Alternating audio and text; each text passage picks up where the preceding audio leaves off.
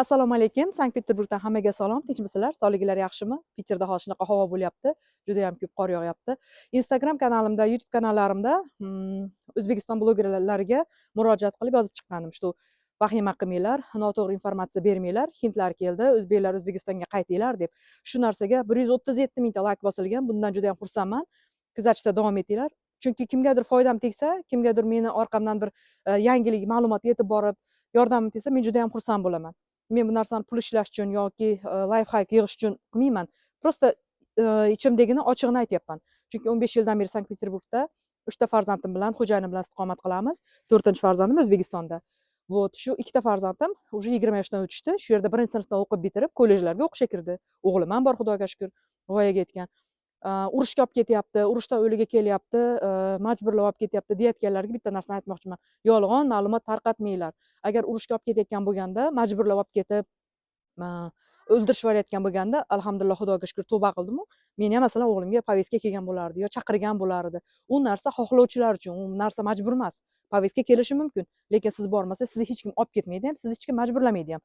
Lekin O'zbekistondagi ayrim uyda o'tiradiganligi nima deydi, endi qanaqa nima deyishgan bilmayman-u, может kimdir xullas yozgan, что sen ayol kishi bo'lib turib u yoqda nima qilasan, O'zbekistoningga nima qilasan. Yo'q, men O'zbekistonni yomon demoqchi emasman. Men haqiqatga tik qaraylik demoqchiman. Nimaga Rossiyada erkin fikrlaydi hamma? Nimaga kerak bo'lsa prezidentini ham KVNda ermaklar hazil qilib chiqishadi. Bu narsaga hech kim yomon nima qilmaydi. Chunki erkin fikrlash hamma joyda bor. Bizda xolos O'zbekistonda berkitib, qo'rqitib nima qiladi. Keyin u kuni YouTube'da bitta ko'rib qoldim, odamni payg'ambarimiz haqida gapirgani uchun 12 sutkaga qamab qo'yibdi. To'g'ri, payg'ambar ulug' inson zot bo'lgan. Tavba qildim, astag'firulloh. Payg'ambarimizni hamisha hamma hurmat qiladi, lekin u narsa dilimiz ichidagi o'zimizni hayotimizdagi, masalan, yuragimizdan bo'ladigan hurmat bo'ladi. U narsani merisaxonaga olib kirib tiqib qo'yib 12 sutkaga qamab majburlab birovni hurmat qildira olmaysiz-ku. Shunchalik zakon O'zbekistonda zo'r ekan. Nega unda pedofillarni qamamayapti? Qancha pedofillar ochiqlikda yuribdi?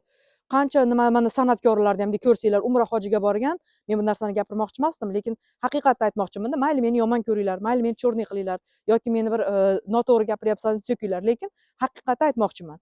Nimaga Umra hojiga borib kelib turib ham yarim yalang'och sahnaga chiqishyapti? San'atni bir nimasini, o'zini milliyligimizni nimasi qayerda qoldi? Hurmati, obro'si. Nimaga shunga hech kim inday olmaydi?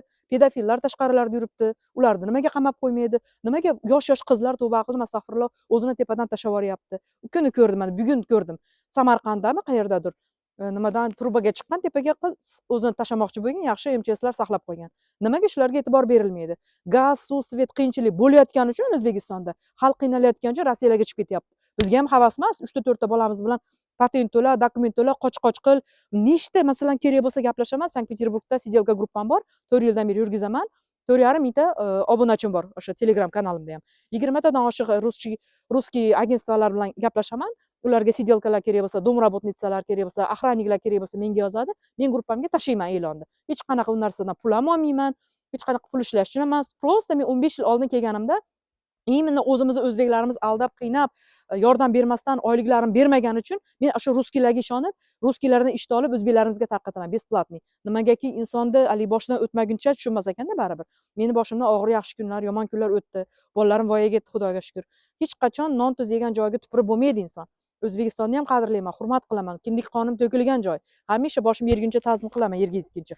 Lekin qonunni kuchga kirgizmayapmiz-da. Prezident qonun chiqargani bilan u kuchga kirmasa, cheka-cheka qishloqlar gazi yo'q, svet yo'q, daraxtni o'tinni yoqib o'tirsa, hamma yosh kelinchaklar, yosh nimalar, ayollar ersiz qolsa, erkaklar bu yerda Rossiyada yursa, qiynalib, bu yerda nima ko'p? Yosh bo'ydoq bolalar ko'p, nima ko'p? Erdan ajrashgan ayollar ko'p. Har xil nimalar nimaga Instagramda tarqayapti? Biz o'ylab ko'raylik bir tanamizga. O'sha hayotimizda qiyinchilik bo'layotgani uchun, yurtimizda tinchlik yo'qligi uchun. Shuning uchun insonlar qiynalyapti. Hech kimga oson tutmanglar. Keyin urushga olib ketayotganlarni ham gapirsam, ayol sen ayol kishisan, seni olib ketmaydi. Конечно, meni olib ketmaydi. Men bolalarimga aytdim. 1-sinfdan o'qib, shu yerda maktablarni bitirib, kollejda o'qiyotgan o'g'illarimga gapirdim. Ularga ham masalan hech kim majburlab Rossiyadan olib ketayotgan yo'q urushga. Xohlamagan odamni olib ketmaydi. U bitta-ikkita O'zbekistondagi mayerda Rossiyada yurgan ketganlar, pulga qiziqib ketganlar. Men o'zim ko'zim bilan ko'rdim nechtasini. Pulga dogovor qilgan, kartasiga pulini tushirgan, urushga borib qo'qib ketgandan keyin haqiqiy jangni ko'rib. Keyin nima qilgan? Rossiyani yomon deb nomardlik qilgan. Unaqa bilan bo'lmaydi-da. Hech kimni Rossiyada majburlab urushga olib ketmaydi biz o'g'illarimizni. O'g'illarimiz tinch o'qiyapti, Xudoga shukr shu yerda. Vatanimiz ham tinch, yurtimiz ham tinch. Inson o'zini birinchi fikrlashni o'ylash kerak. Kimnidir kommentga kirib, nima deydi, negativ yozishdan oldin, kimnidir hayotini tushunmaslikdan oldin. Meni Xudoga shukr boshimda erim bor, 4 ta farzandim bor. Alhamdulillah Xudoga shukr. 15 yildan beri Peterda halol mehnat qilib yuribman. Sizlarga ham shuni xohlayman, shu yurtimiz tinch bo'lsin. Hamma o'zini qonunini talab qilsin. Qayerda non topib tinch yashasanglar, o'sha yer bizning vatanimiz bo'ladi. Hech qayerga yozilmagan o'zbeklar O'zbekistonda yashasin, hindlar Hindistonda yashasin deb yoki rossiyalar Rossiyada yashasin deb.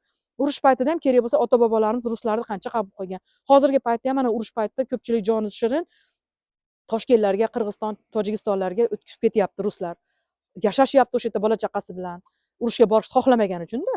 U insonning o'zini fikri, o'zini mustaqil bir tushunchasi bo'lishi kerak-da. Kimgadir ishonib, kimnidir nima qilib yoki nimalardan, telegramlardan, instagramlardan ko'rib oqimga qarab suzmanglar. O'zingizlarning fikringlar bo'lsin. Ras O'zbekistonda qiynalyapsizmi? Keling, pожалуйста, rus tilini bilsangiz, dokumentlarni mana yordam beramiz. Yurist tanishlarimiz bor, advokat tanishlarimiz bor. Prosta hozir oldin rus tilini bilmasa sertifikat sotib olardi. Hozir shuni olishni ilojisi bo'lmayapti. Вот в чем проблема. Shuning uchun rus tilini biladigan insonlar kelsa, Rossiyada hamisha ish tiqilib yotdi. Bemalol kelib ishlashlari mumkin. Hech qanaqa vahimaga ishonmanglar. Chunki juda ko'p ota-onalarimiz majburligidan, uyda tirikchiligini qila olmaganidan o'g'illarini jo'natib qo'ygan Rossiyaga. Onalarimiz bor, hojonalarimiz. Ular duo qilib o'tiradi, siqilishadi. Ularning yuragiga vos-vos solmanglar. Blogerlar O'zbekistondagi iltimos sizlardan. Yaxshi narsani targ'ib qilinglar, yaxshi narsani chiqaringlar. Rossiyada tinchlik, osoyishtalik, Xudoga shukr. Kim rus tilini bilsa, kim dokumentasini joyida qilsa, mazza qilib tinch ishlab yuribdi. Hech qanaqa bir vahima yo'q. O'zingizlardan o'zingizlar unaqa ig'vo tarqatmanglar. Da, Sofchika? Да.